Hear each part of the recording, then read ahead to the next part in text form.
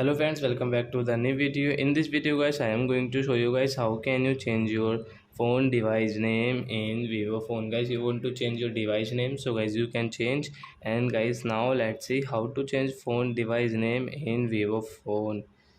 So before starting video friends, I want to tell you, if you're new in my channel and you are watching my video first time, so first of all go and subscribe my channel, click the bell icon and like my videos. So guys, now let's start the video guys. First of all guys, open your phone setting app, then guys scroll it and guys come on guys about phone setting. So as you can see guys, last guys about phone, so guys click here and guys you can see this pencil option guys. So guys click here and guys tap here and guys cut, and guys you can change your device name from here guys. So we will change into like, guys you can take like guys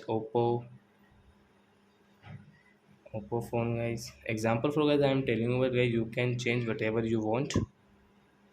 And guys now let's see guys. So you can see guys, we have changed our phone device name Oppo phone. We have changed into Oppo phone guys. So I hope friends you have understood how to change phone device name in Vivo phone. So that's it guys, thanks for watching my video. Now we will meet on next video with new topic. Before going, please go and like my video, subscribe my channel. Bye bye friends.